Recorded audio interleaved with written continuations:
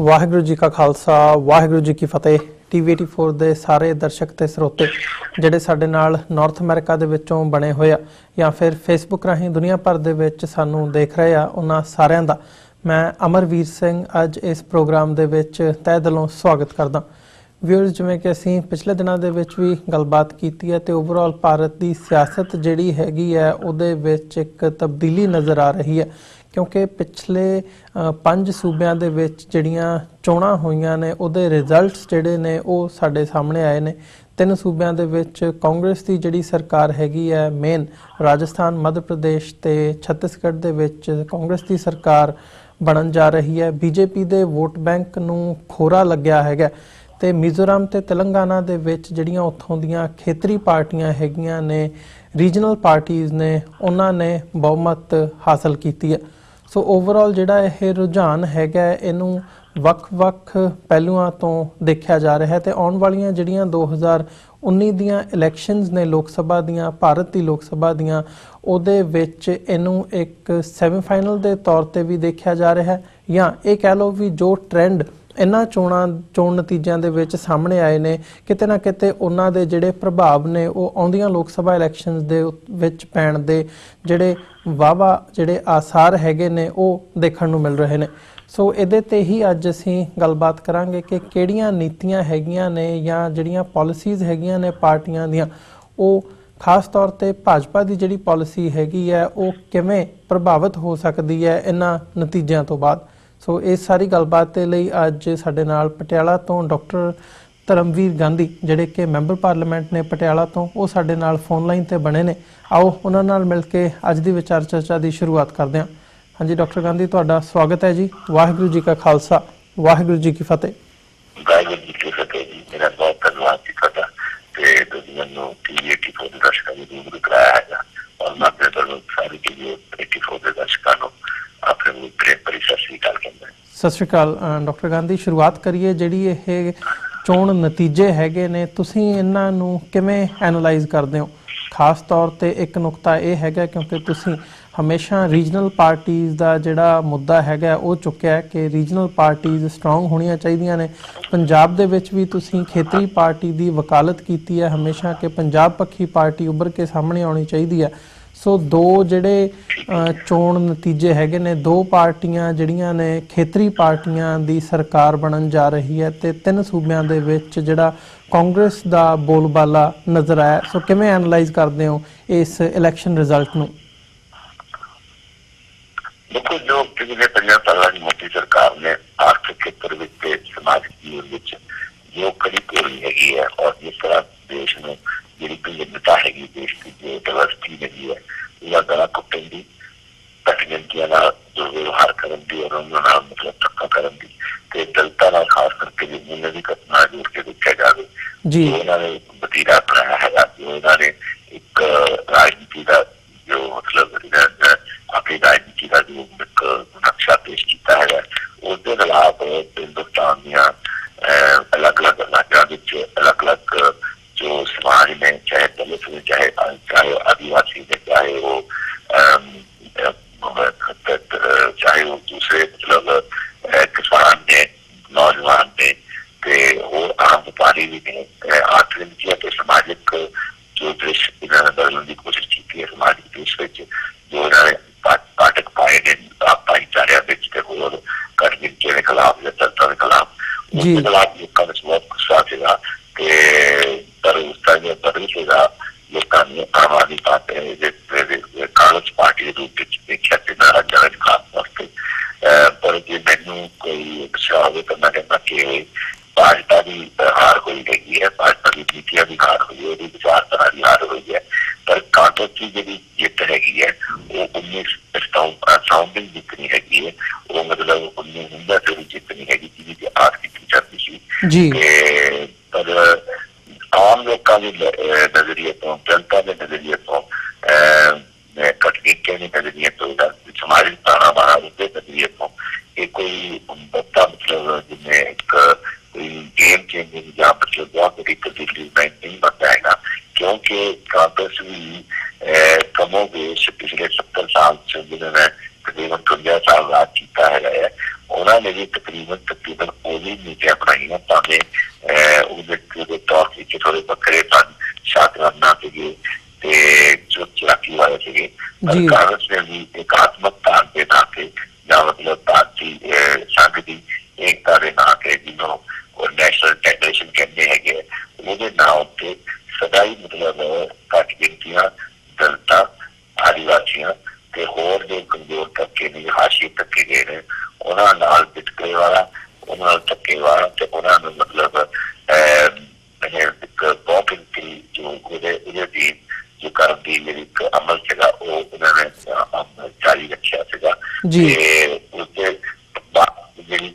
ਸਰਕਾਰ ਹੈ, ਬੀਜੇਪੀ ਸਰਕਾਰ ਹੈ, ਇਹ ਕੁੱਟ ਰੂਪ ਚ ਤੇ ਕਾਂਗਰਸ ਸਰਕਾਰ ਬੜੀ ਸ਼ਾਤਰਾਨਾ ਢੰਗ ਨਾਲ ਉਹੀ ਕਾਰਜ ਪੂਰਾ ਦੋਨੋਂ ਕਰਕੇ ਰਹੇ। ਬਾਰੀ ਪਾਰਟੀਆਂ ਜਿਹੜੀਆਂ ਕਿ ਭਾਰਤੀ ਸੰਘ ਵਿੱਚ ਜੋ ਭਾਵਨਾ ਹੈਗੀ ਹੈ ਕਿ ਫੈਡਰਲਿਜ਼ਮ ਦੀ, ਜਮਹੂਰੀਅਤ ਦੀ ਤੇ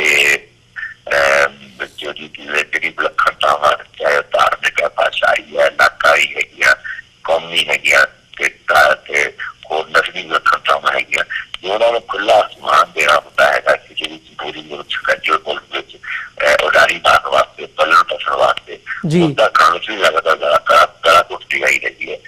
ਪੰਜਾਬ ਨਾਲ ਜੋ ਕੁਛ ਹੋਇਆ ਹੈਗਾ ਹੈ ਤੁਹਾਡੇ ਸਾਹਮਣੇ ਹੈਗਾ ਕਿ ਕਿਵੇਂ ਜੋ ਖਾੜ ਵਿਵਾਦ ਸੀਗਾ ਉਹ ਪੰਜਾਬੀਆਂ ਦੀ ਪੈਦਾਵਾਰ ਕਿਤੇ ਹੀ ਨਹੀਂ ਸੀਗੀ, ਉਹ ਸਾਡੇ ਤੇ ਠੋਸਿਆ ਗਿਆ ਦਿੱਲੀ ਵੱਲੋਂ ਤੇ ਜਿਸਦੇ ਨਤੀਜੇ ਵਜੋਂ ਪੰਜਾਬ ਚ ਹਿੰਦੂਆਂ ਨੇ ਵੀ, ਸਿੱਖਾਂ ਨੇ ਵੀ ਔਰ ਪੰਜਾਬ ਦੇ ਆਰਥਿਕ ਵਿਕਾਸ ਨੇ ਵੀ, ਸਮਾਜਿਕ ਜੀਵਨ ਨੇ ਵੀ ਜੋ ਸਫਰ ਕੀਤਾ, ਜੋ ਮਤਲਬ ਇੱਕ ਗੌਰ ਹਟਾਇਆ ਹੈਗਾ ਹੈ, ਉਹਨੂੰ ਜੇ ਯਾਦ ਕੀਤਾ ਜਾਵੇ ਤੇ ਫਿਰ ਕ੍ਰਿਸ਼ਨ ਬਲੀਵ ਨੂੰ ਯਾਦ ਕੀਤਾ ਜਾਵੇ, ਜੇ ਸਿਆਸੀ ਦੁਨੀਆ ਨੂੰ ਯਾਦ ਕੀਤਾ ਜਾਵੇ ਤਾਂ ਕਾਂਗਰਸ ਦਾ ਇਤਿਹਾਸ ਵੀ ਘੱਟ ਗਿਣਤੀਆਂ, ਦਲਿਤਾਂ ਤੇ ਹੋਰ ਕਬਾਇਲੀ ਲੋਕਾਂ ਦੇ ਖਿਲਾਫ ਹੀ ਰਿਹਾ ਹੈ। ਇਸ ਕਰਕੇ ਇੱਥੇ ਭਾਜਪਾ ਦੀ ਹਾਰ ਇੱਕ ਖੁਸ਼ੀ ਦਾ ਦਿੰਦੀ ਹੈਗੀ ਹੈ ਕਿ ਭਾਜਪਾ ਦੀ ਜਿਹੜੀ ਹਿੰਦੂਵਾਦੀ ਜੱਟਾ ਹੈਗਾ, ਜਿਹੜਾ ਰਾਸ਼ਟਰਵਾਦੀ ਜੱਟਾ ਹੈਗਾ, ਜਿਹੜਾ ਕਿ ਦੂਜਿਆਂ ਨੂੰ ਨੇਸ਼ਨ ਦੀ ਗੱਲ ਕਰਦਾ, ਕਾਂਗਰਸ ਮੁੱਠ ਭਾਰਤ ਦੀ ਗੱਲ ਕਰਦਾ ਸੀਗਾ ਕਿ ਜੋ ਛੋਟੀ ਜੱਟ ਹੈ, ਜਿਹੜਾ ਵਿਕਾਸੀ ਜੱਟੇ ਵਿੱਚ ਵੀ ਚੱਲ ਪੈਂਦੀ ਹੈਗੀ ਹੈ, ਉਸਦੀ ਹਾਰ ਜ਼ਰੂਰ ਹੋਈ ਹੈਗੀ ਹੈ। ਪਰ ਅਸੀਂ ਚਾਹੁੰਦੇ ਹਾਂ ਕਿ ਭਾਰਤ ਵਿੱਚ ਜਿਹੜੀ ਫੈਡਰਲਿਜ਼ਮ ਦੀ ਸਥਾਪਨਾ ਹੈਗੀ ਹੈ, ਜਿਹੜੀ ਜਮਹੂਰੀਅਤ ਦੀ ਭਾਵਨਾ ਹੈਗੀ ਹੈ, ਜਿਹੜੀ 100 ਫੁੱਲ ਖੇਡਣ ਦੀ ਭਾਵਨਾ ਹੈਗੀ ਹੈ, ਉਹਦੀ ਪਰਪੱਕਤਾ ਹੋਣੀ ਲਾਜ਼ਮੀ ਹੈਗੀ ਹੈ। ਸੰਵਿਧਾਨ ਦਾ ਫੈਸਲਾ ਲਾਜ਼ਮੀ ਹੈਗਾ। ਭਾਰਤ ਨੇ ਜਾਂ ਭਾਰਤੀ ਰਾਜਾਂ ਨੇ ਜਾਂ ਭਾਰਤੀ ਲੋਕਾਂ ਨੇ ਤਰੱਕੀ ਕਰਨੀ ਹੈ, ਖੁਸ਼ਹਾਲੀ ਕਰਨੀ ਹੈ, 21ਵੇਂ ਦੇ ਖਾਨ ਦੀ ਸਿਆਸਤ ਦੇ ਮਤਲਬ ਪੈਰ ਬੰਨਣੇ ਨੇ, ਤਾਂ ਜ਼ਰੂਰੀ ਹੈਗਾ ਕਿ ਖੇਤਰੀ ਪਾਰਟੀਆਂ ਆਪਣੇ ਆਪਣੇ ਖੇਤਰਾਂ ਦੇ ਹਿੱਤਾਂ ਨੂੰ ਲੈ ਕੇ, ਆਪਣੇ ਲੋਕਾਈ ਦੇ ਹਿੱਤਾਂ ਨੂੰ ਲੈ ਕੇ, ਉਹ ਖੇਤਰੀ ਪਾਰਟੀਆਂ ਨੇ ਜਿਹੜੀਆਂ ਪਿਛਲੇ 30-40 ਸਾਲ ਤੋਂ ਹੋਂਦ ਵਿੱਚ ਆਈਆਂ, ਜਿਹੜੀਆਂ ਟੈਸਟ ਵੀ ਹੋ ਚੁੱਕੀਆਂ ਹੈਗੀਆਂ ਔਰ ਜਿਹੜੀਆਂ ਸੈਕਟਰ ਨੇ ਕਾਪਟ ਵੀ ਕਰ ਲਈਆਂ, ਆਤਮਸਾਤ ਵੀ ਕਰ ਲਈਆਂ ਔਰ ਅੱਜ ਜੋ ਕੇਂਦਰੀਵਾਦੀ ਸਿਆਸਤ ਦਾ ਹਿੱਸਾ ਬਣ ਚਲੇ ਗਏ ਨੇ ਅਕਾਲੀ ਦਲ ਵਰਗੇ ਪਾਰਟੀਆਂ, ਜੋ ਕਿਸੇ ਵੇਲੇ ਪੰਜਾਬ ਦੇ ਹੱਕਾਂ ਦੀ ਤਾਂ ਪਾਰਟੀਆਂ ਸੀਗੀਆਂ। ਸੋ ਇੱਕ ਨਵੀਂ ਸਦੀ ਦਾ ਨਵ ਖੇਤਰੀਵਾਦ ਨੂੰ ਆਪਾਂ ਟੂ ਰੀ-ਇਨਵੈਂਟ ਰੀਜਨਲਿਜ਼ਮ ਕਿ ਜਿਹੜਾ ਖੇਤਰੀਵਾਦ ਨੂੰ ਮੁੜ ਕੇ ਖੋਜਣ ਦੀ ਗੱਲ ਹੈਗੀ ਹੈ, ਜਿਹਦੇ ਚ ਸਾਰੀਆਂ ਲੋੜਾਂ ਪੂਰੀਆਂ ਹੁੰਦੀਆਂ ਨੇ, ਜਿਹੜੀਆਂ ਇੱਕ ਸੱਭਿਅਕ ਸਮਾਜ, ਇੱਕ ਅਲਾਵਾਦੀ ਸਮਾਜ ਔਰ ਇੱਕ ਜਮਹੂਰੀ ਸਮਾਜ ਦੀ ਜਿਹੜਾ ਤੱਤ ਵੱਲ ਅੱਗੇ ਵੱਧ ਸਕਦਾ ਹੈ। ਅੱਗੇ ਖੁਸ਼ੀ ਦੀ ਗੱਲ ਇਹ ਹੈਗੀ ਹੈ ਕਿ ਤੇਲੰਗਾਨਾ ਦੇ ਜੋ ਮੁੱਖ ਮੰਤਰੀ ਬਣੇ ਨੇ ਮਿਸਟਰ KCR ਦੂਜੀ ਵਾਰ, ਉਹਨਾਂ ਨੇ ਆਪਣੀ ਜਿੱਤ ਤੋਂ ਫੌਰੀ ਬਾਅਦ ਐਲਾਨ ਕੀਤਾ ਕਿ ਤੇਲੰਗਾਨਾ ਦੇ ਲੋਕਾਂ ਨੇ ਜਿਹੜੀ ਕੇਂਦਰੀ ਵਰਗੀ ਸਿਆਸਤ ਦੇ ਦੋ ਧਿਰ ਸੀਗੇ, ਕਾਂਗਰਸ ਤੇ ਭਾਜਪਾ, ਇਹਨਾਂ ਦੋਹਾਂ ਦੇ ਸ਼ਿਕਸਤ ਦੇ ਕੇ ਸ਼ਿਕਸਤ ਵੀ ਇੱਕ ਯਾਦਗਾਰੀ ਸ਼ਿਕਸਤ ਮਤਲਬ 3-4 ਬਹੁਮਤ ਨਾਲ ਜੋ ਰੱਦ ਕੀਤਾ ਹੈਗਾ ਔਰ ਖੇਤਰੀ ਪਾਰਟੀ ਨੂੰ ਮਤਲਬ ਸੱਤਾ ਬਖਸ਼ੀ ਹੈਗੀ ਹੈ। ਤੇ ਉਸ ਤੋਂ ਉਤਸ਼ਾਹਤ ਹੋ ਕੇ ਉਹਨਾਂ ਨੇ ਕਿਹਾ ਕਿ ਮੈਂ ਫੈਡਰਲ ਇੰਡੀਆ ਵਾਸਤੇ ਸਾਰੇ ਹਿੰਦੁਸਤਾਨ ਦੀ ਭਰਮ ਕਰਾਂਗਾ ਔਰ 2019 ਚੋਣਾਂ ਫੈਡਰਲ ਇੰਡੀਆ ਵਰਸਸ ਜਿਹੜੀ ਸੈਂਟਰਲਾਈਜ਼ ਪੋਲਿਟਿਕਸ ਹੈਗੀ ਹੈ, ਕੇਂਦਰੀਵਾਦੀ ਸਿਆਸਤ ਹੈ, ਜਿਹੜੀ ਕਿ ਰਾਜਾਂ ਦੇ ਅਧਿਕਾਰ ਦੀ ਧਰਤੀ ਹੈ, ਘੱਟ ਗਿਣਤੀਆਂ ਦੇ ਅਧਿਕਾਰਾਂ ਦੀ ਛਾਪਾ ਮਾਰਦੀ ਹੈਗੀ ਹੈ, ਧਾਰਮਿਕ ਘੱਟ ਗਿਣਤੀਆਂ ਹੋਣ, ਚਾਹੇ ਹੋਰ ਦੂਜੀਆਂ ਮਤਲਬ ਕੋਈ ਵੀ ਚੀਜ਼ ਹੋਣ, ਚਾਹੇ ਕਬਾਇਲੀ ਲੋਕ ਹੋਣ, ਚਾਹੇ ਦਲਿਤ ਹੋਣ, ਜੋ ਵੀ ਮਤਲਬ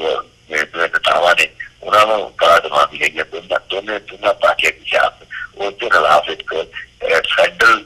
ਸਿਆਸਤ ਜਿਹੜੀ ਹੈਗੀ, ਫੈਡਰਲ ਪੋਲਿਟਿਕਸ ਹੈਗੀ ਹੈ, ਉਹਦੇ ਵਾਸਤੇ ਮੈਂ ਹਿੰਦੁਸਤਾਨ ਦੀ ਪਾਬੰਦੀ ਵੀ ਕਰੂੰਗਾ ਔਰ ਹਿੰਦੁਸਤਾਨ ਚ ਇਹਨੂੰ ਤਾਕਤਾਂ ਨੂੰ ਇਕੱਠਾ ਕਰਕੇ 2019 ਦਾ ਇਲੈਕਸ਼ਨ ਫੈਡਰਲਿਜ਼ਮ ਦੇ ਦੁਆਰਾ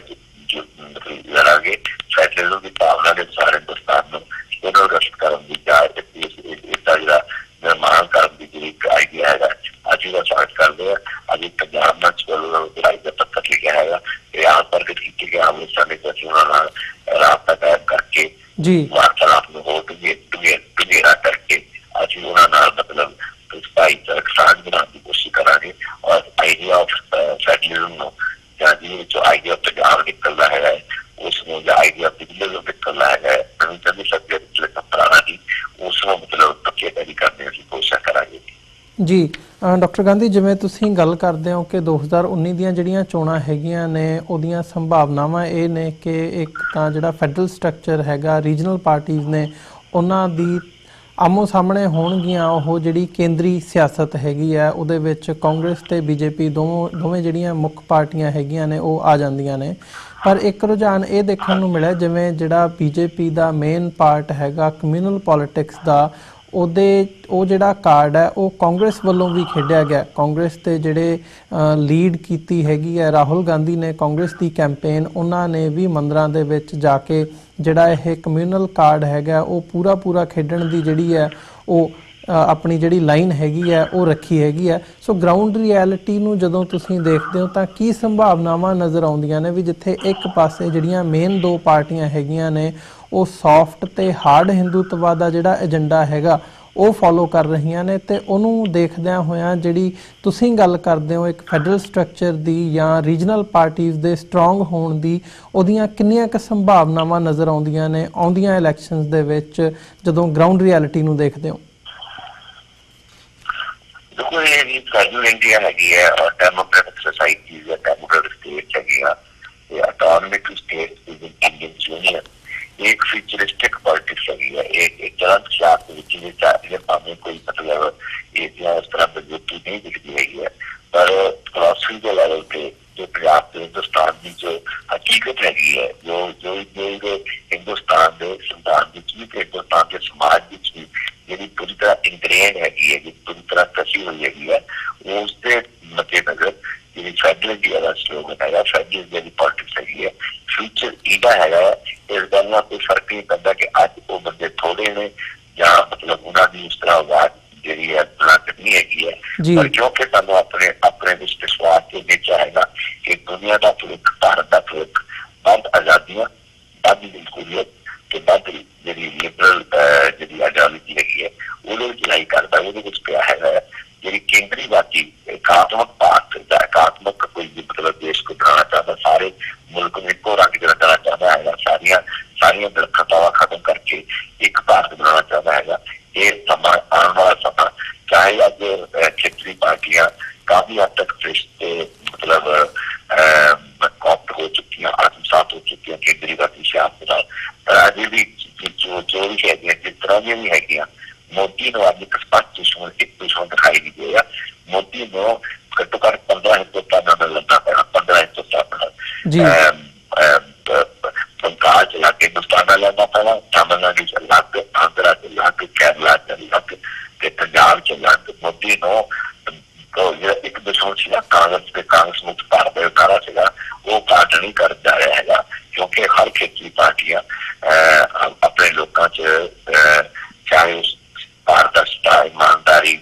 ਸਾਫ ਦੇ ਅਕਸਰ ਨਹੀਂ ਬਲਕਿ ਇੱਕ ਰੀਜਨਲ ਪਾਰਟੀਆਂ ਹੋਣ ਦੇ ਨਾਤੇ ਲੋਕਾਂ ਵਿੱਚ ਹੋ ਰੁਚੀਆਂ ਨੇ, ਲੋਕਾਂ ਚ ਉਹਨਾਂ ਦੀ ਫੁਕਤ ਹੈਗੀ, ਉਹਨਾਂ ਦੀ ਸ਼ੇਰ ਹੈਗੀ ਹੈ। ਸੋ ਇਸ ਕਰਕੇ ਮੋਦੀ ਨੂੰ ਜਿਹੜਾ ਇੰਨੀ 14 ਦੀ ਲੜਾਈ ਸੀਗੀ ਜਿਹਦੇ ਪਿੱਛੇ ਕਾਰਪੋਰੇਟ ਸੈਕਟਰ ਸੀਗਾ ਔਰ ਦਿੱਲੀ ਦਾ ਵਾਲਾ ਦਿੱਤਾ, ਦੋਨੋਂ ਤਰੀਕੇ ਤੇ ਸੀਗੇ। ਕਹਿਣ ਨੂੰ ਵਿਕਾਸ ਦਾ ਦਿੱਤਾ ਸੀਗਾ, ਪਰ ਜੋ ਅਮਲ ਚ ਆਇਆ ਨਾ ਕਿਤੇ ਵਿਕਾਸ ਦੇਖਿਆ, ਅਮਲ ਚ ਆਇਆ ਕਿ ਜਿਹੜੇ ਸਟੇਟ ਗਵਰਨਮੈਂਟ ਸੀਗੀ, ਚਾਹੇ RSS ਹੋਵੇ, ਚਾਹੇ ਸਾਧਨ ਸੰਸਥਾ ਹੋਵੇ, ਚਾਹੇ ਕਿਸਾਨ ਦਲ ਹੋਵੇ, ਚਾਹੇ ਪਿਛਲੇ ਦੀ ਪ੍ਰਸਿੱਧ ਹੋਵੇ, ਚਾਹੇ ਹੋਰ ਜੇ ਮੋਰਲ ਪੁਲਿਸਿੰਗ ਸਕੁਐਡਸ ਹੋਣ, ਉਹਨਾਂ ਨੂੰ ਨਸ਼ੇੜੀ ਦਿੱਤੀ ਗਈ, ਉਹਨਾਂ ਤੇ ਨਸ਼ੇ ਨਹੀਂ ਲਿਆ ਗਿਆ, ਉਹਨਾਂ ਨੇ ਮਤਲਬ ਸਥਾਪਿਤ ਕਰਕੇ ਬਚਤ ਕੀਤੀ ਹੈ। ਭਾਜਪਾ ਨੇ ਭਾਵੇਂ ਸਿੱਧੇ ਰੂਪ ਭਾਜਪਾ ਨੇ ਇਹਨੂੰ ਕਲੇਮ ਨਹੀਂ ਕੀਤਾ ਹੈਗਾ, ਪਰ ਅਸਲ ਜਿਹੜੀ ਸਿਆਸਤ ਹੈਗੀ ਹੈ ਉਹ ਫਿਰਕੂ ਸਿਆਸਤ ਹੋਈ ਹੈਗੀ ਹੈ, ਉਹ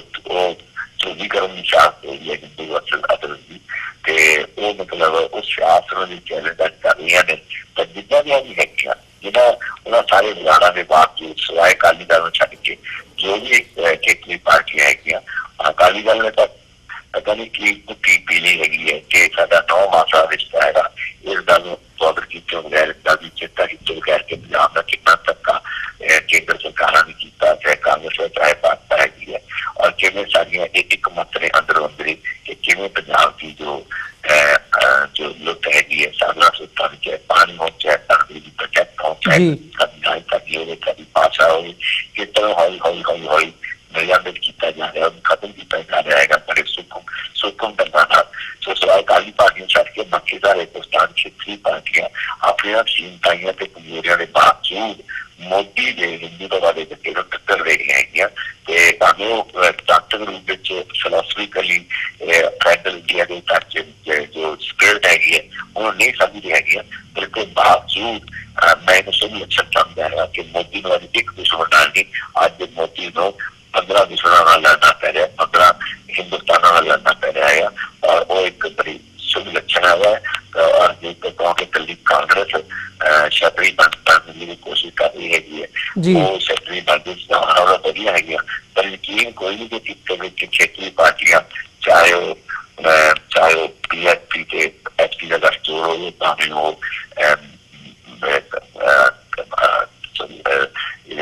पड़ताल ममता बनर्जी हो भावें होर कुछ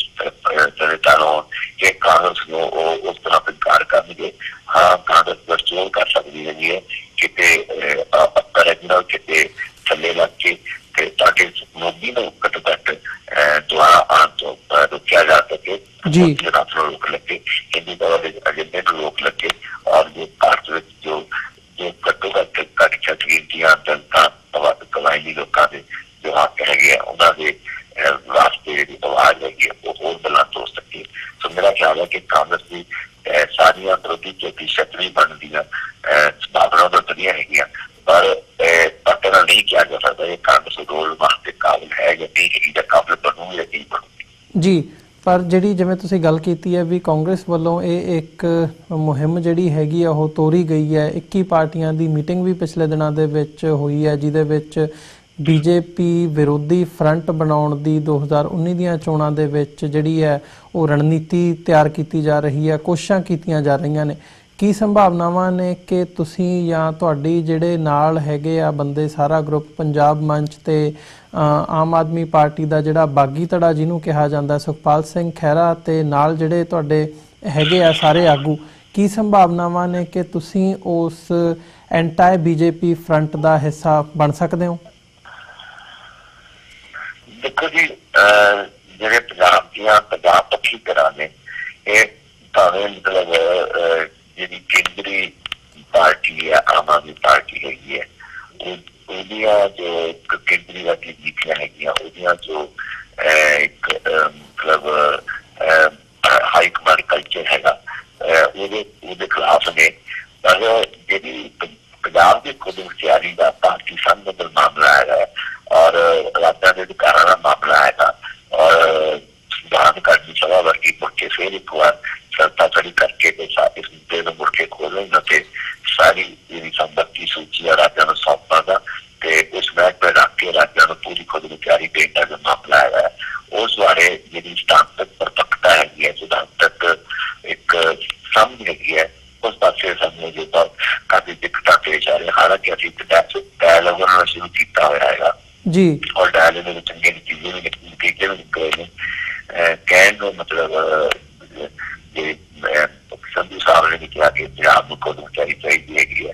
पर जी इंडस्ट अंडरस्टैंडिंग हैगी है जी दवाई का समझ हैगी है ये शिद्दत नाल ये मसला हिंदुस्तान के शाप के समाज मुंह बाई खड़ा है मुंह बाकी खड़ा है उन्होंने ग्रहण करना तो गंभीरता समझना कि पंजाब बिना लग लवेड़ तो बिना किसी हट तो पंजाबी कौम के एके का और पंजाब की खुद मुख्तियारी का और जमहूरियत का और फेडरल का जो झंडा बुलंद करना समय की बहुत बहुत ज्यादा लोड़ हैगी है ताकि पंजाबी कौम 70 साल के जो एक लुट है छापा है तौफ है अधिकारों से छापा है साधना सोचा के खोन की गल लगी है उसके खिलाफ एक स्पष्ट नीति बना सके जिसके नतीजे चल रहे हैं पंजाब की बंद खिलाफी लगी है केंद्रीवादी सियासत के भारतीय संघ के जो विलक्षणतावां पुट्टण का जो लंबा अमल है उस पंजाब के लोगों को मुक्ति हो सके उस बारे साडी अजे पूरी तरह सैनिटी ते साडी अजे अंडरस्टैंडिंग नहीं हैगी है पर फिर भी असीं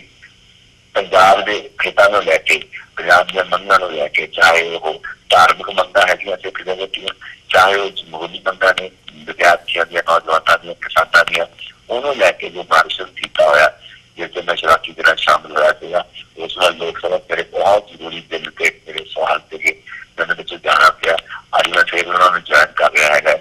ਪ੍ਰੈਸ ਕਾਨਫਰੰਸ ਕਰ ਰਿਹਾ 10:30 ਵਜੇ, ਕਿਵੇਂ ਅਸੀਂ ਤਿਆਰੀਆਂ ਕਰ ਰਹੇ ਹਾਂ ਉਸ ਜਿਹੜੀ 16 ਦਸੰਬਰ ਨੂੰ ਪਟਿਆਲੇ ਵਿੱਚ ਉਹ ਮਾਰਚ ਦਾ ਅਖੀਰਲਾ ਦਿਨ ਹੈਗਾ ਆ, ਔਰ ਬੱਚਾ ਕੱਟ ਕਰਨ ਦੀ ਸੰਭਾਵਨਾ ਹੈਗੀ ਹੈ। ਉੱਥੇ ਵੀ ਅਸੀਂ ਜਿਹੜੀ ਆਪਣੀ ਜਿਹੜੀ ਸਮਝ ਹੈਗੀ ਹੈ ਭਾਰਤੀ ਸੰਘ ਬਾਰੇ ਤੇ ਭਾਰਤ ਦੇ ਸਮਾਜਿਕ ਹਕੀਕਤ ਬਾਰੇ ਤੇ ਅੱਜ ਦੇ ਸਮੇਂ ਦੀ ਜੋ ਲੋੜ ਹੈਗੀ ਹੈ ਭਾਰਤੀ ਸਿਆਸਤ ਦੀ, ਜਿੱਥੇ ਆ ਕੇ ਭਾਰਤੀ ਸਮਾਜ ਸਮਾਜ ਦੋਨੋਂ ਖੜੇ ਨੇ, ਉਸ ਲੋੜ ਵਿੱਚੋਂ ਜੋ ਸਾਡੀਆਂ ਮੰਗਾਂ, ਸਾਡਾ ਸਿਆਸੀ ਟੀਚਾ ਹੈਗਾ ਹੈ ਖੁਦ ਮੁਖਤਿਆਰੀ ਦਾ, ਜਮਹੂਰੀਅਤ ਦਾ ਤੇ ਕੈਟੀਜ਼ਮ ਦਾ, ਔਰ ਜੋ ਮਤਲਬ ਇੱਕ ਪੰਜਾਬੀ ਕੌਮ ਦੀ ਏਕਤਾ ਦਾ, ਉਸ ਟੀਚੇ ਨੂੰ ਅਸੀਂ ਬੁਲੰਦ ਕਰਾਂਗੇ ਤੇ ਅਸੀਂ ਕੋਸ਼ਿਸ਼ ਕਰਾਂਗੇ ਕਿ ਖਹਿਰਾ ਸਾਹਿਬ ਦੀ ਤੇ ਬੈਂਸ ਸਾਹਿਬ ਦੀ ਜਿਹੜੀ 70 ਸਾਲ ਦੀ ਸਿਆਸਤ ਦਾ ਜੋ ਪੋਲੀਟੀਕਲ ਫਰੇਮਵਰਕ ਹੈਗਾ, ਜੋ ਪੋਲੀਟੀਕਲ ਅਰੇਂਜਮੈਂਟ ਹੈ ਜੋ ਪਾਰਟੀ ਸੰਘ ਕਰੀ ਬੈਠਾ ਹੈਗਾ ਹੈ, ਜਿਹਦੇ ਵਿੱਚੋਂ ਕਦੇ ਸੂਖਮ ਢੰਗ ਨਾਲ, ਕਦੇ ਕੁੱਝੇ ਢੰਗ ਨਾਲ ਲਗਾਤਾਰ ਪਾਣਾ ਚਲਾਇਆ ਗਿਆ ਹੈਗਾ ਹੈ, ਰਾਜਾਂ ਦੇ ਅਧਿਕਾਰਾਂ ਉੱਤੇ, ਵਿਲੱਖਣਤਾਵਾਂ ਉੱਤੇ, ਧਾਰਮਿਕ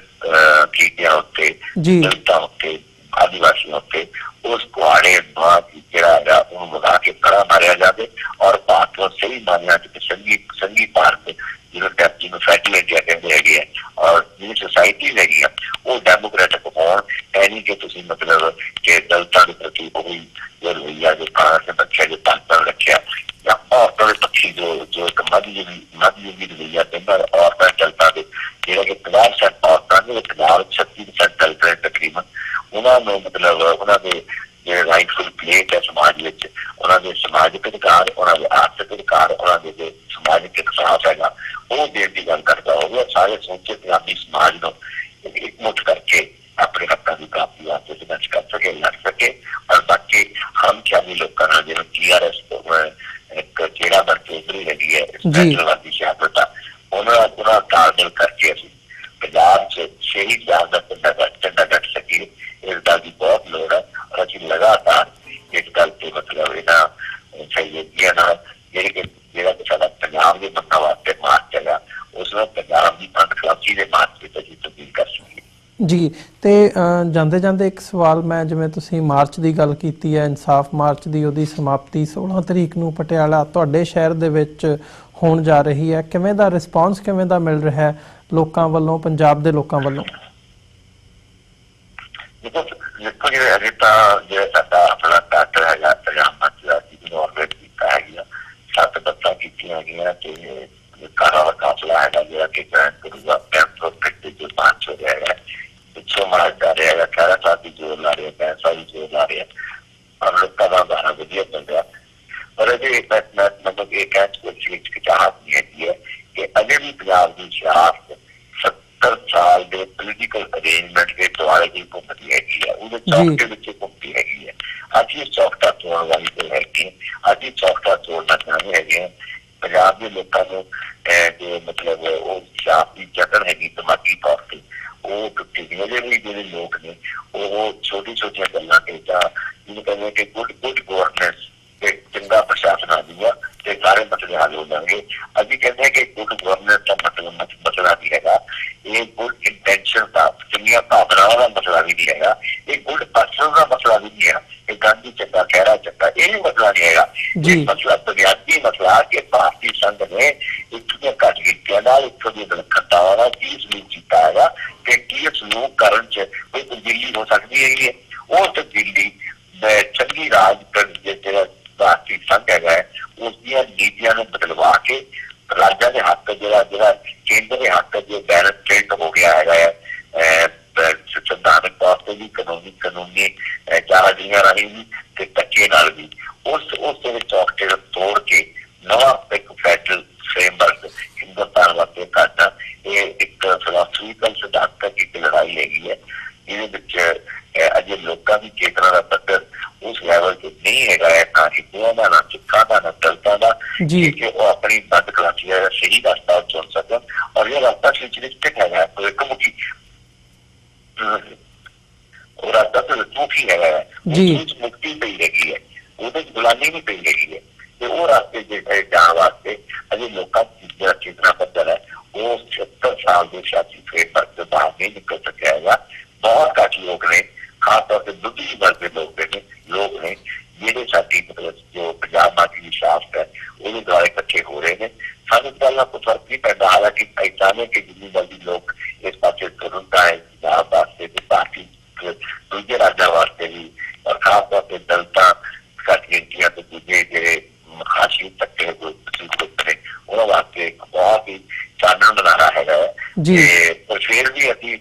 ਥੋੜੇ ਹੋਈਏ ਬਹੁਤੇ ਹੋਈਏ, ਅਸੀਂ ਆਪਣੀ ਜਿਹੜੀ ਦਰੁਸਤ ਸਿਆਸਤ ਹੈ ਜਿਹਨੂੰ ਅਸੀਂ ਆਪਣੇ ਇਸ ਮੁਲਕ ਵਿੱਚ ਇੱਕ ਮਤਲਬ ਬ੍ਰੇਕ ਥਰੂ, ਵੱਡੀ ਬ੍ਰੇਕ ਥਰੂ ਜਿਹਨੂੰ ਸਮਝਦੇ ਹੈਗੇ, ਇੱਕ ਵੱਡਾ ਰਾਹ ਖੋਲ੍ਹਣ ਵਾਲੀ ਸਿਆਸਤ ਸਮਝਦੇ ਹੈਗੇ ਹੈ, ਉਹਦੇ ਵਾਸਤੇ ਅਸੀਂ ਦਿਲਚਸਪ ਕਰ ਸਕਦੇ ਹਾਂ ਤੇ ਸਿਆਸਤ ਦਾ ਚੱਟਾ ਬੁਲੰਦ ਕਰੀ ਰੱਖਾਂਗੇ ਜਦ ਤੱਕ ਲੋਕਾਂ ਦੇ ਜਨ ਸਮੂਹ, ਲੋਕਾਂ ਦੇ ਮਤਲਬ ਜਿਹੜਾ ਸਮੁੰਦਰ ਹੈਗਾ ਹੈ ਉਹ ਮਤਲਬ ਇਸ ਬਾਰੇ ਚੇਤਨ ਨਹੀਂ ਹੁੰਦਾ ਹੈਗਾ ਔਰ ਇਸ ਵਾਸਤੇ ਆਪਣੇ ਆਪ ਨੂੰ ਤਿਆਰ ਨਹੀਂ ਕਰ ਸਕਦੇ। ਜੀ ਡਾਕਟਰ ਗਾਂਧੀ, ਤੁਹਾਡਾ ਬਹੁਤ ਬਹੁਤ ਧੰਨਵਾਦ। ਤੁਸੀਂ ਆਪਣਾ ਸਮਾਂ ਕੱਢ ਕੇ ਸਾਡੇ ਨਾਲ ਵਿਚਾਰਾਂ ਦੀ ਸਾਂਝ ਪਾਈ ਹੈ। ਅੱਜ ਦੇ ਸ਼ੋਅ ਦੇ ਵਿੱਚ ਇੱਥੇ ਹੀ ਇਜਾਜ਼ਤ ਚਾਹਾਂਗੇ ਜੀ ਤੁਹਾਡੇ ਕੋਲੋਂ। ਬਹੁਤ ਬਹੁਤ ਧੰਨਵਾਦ। ਵਾਹਿਗੁਰੂ ਜੀ ਕਾ ਖਾਲਸਾ, ਵਾਹਿਗੁਰੂ ਜੀ ਕੀ ਫਤਿਹ ਜੀ।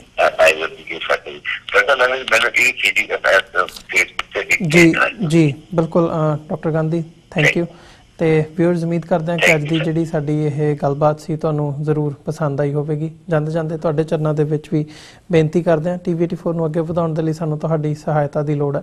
TV84 ਨੂੰ ਡੋਨੇਟ ਕਰਨ ਦੇ ਲਈ ਤੁਸੀਂ ਸਾਡੀ ਵੈਬਸਾਈਟ www.tv84.tv ਤੇ ਜਾ ਕੇ ਸਾਨੂੰ ਡੋਨੇਟ ਕਰ ਸਕਦੇ ਹੋ ਤੇ ਮੰਥਲੀ ਡੋਨੇਸ਼ਨਸ ਦੇ ਲਈ ਪਲੈਜ ਕਰ ਸਕਦੇ ਹੋ। ਜੇ ਚੈੱਕ ਰਾਹੀਂ ਡੋਨੇਸ਼ਨਸ ਭੇਜਣੀਆਂ ਚਾਹੁੰਦੇ ਹੋ ਤਾਂ TV84 ਦੇ ਨਾਂ ਦਾ ਚੈੱਕ ਬਣਾ ਕੇ ਤੁਸੀਂ ਸਾਨੂੰ ਸਾਡੇ ਐਡਰੈਸ ਤੇ ਮੇਲ ਕਰ ਸਕਦੇ ਹੋ। 3601 37th Avenue, Long Island City, New York 11101।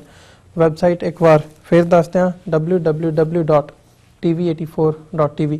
ਇਸੇ ਦੇ ਨਾਲ ਵਿਊਅਰਸ, ਅਸੀਂ ਅੱਜ ਦੇ ਪ੍ਰੋਗਰਾਮ ਦੇ ਵਿੱਚ ਤੁਹਾਡੇ ਕੋਲੋਂ ਇੱਥੇ ਹੀ ਇਜਾਜ਼ਤ ਚਾਹਾਂਗੇ। ਦੁਬਾਰਾ ਫਿਰ ਕੱਲ੍ਹ ਨੂੰ ਤੁਹਾਡੇ ਨਾਲ ਮੁਲਾਕਾਤ ਹੋਵੇਗੀ। ਤਦ ਤੱਕ ਲਈ ਇਜਾਜ਼ਤ ਦਿਓ ਜੀ। ਵਾਹਿਗੁਰੂ ਜੀ ਕਾ ਖਾਲਸਾ, ਵਾਹਿਗੁਰੂ ਜੀ ਕੀ ਫਤਿਹ।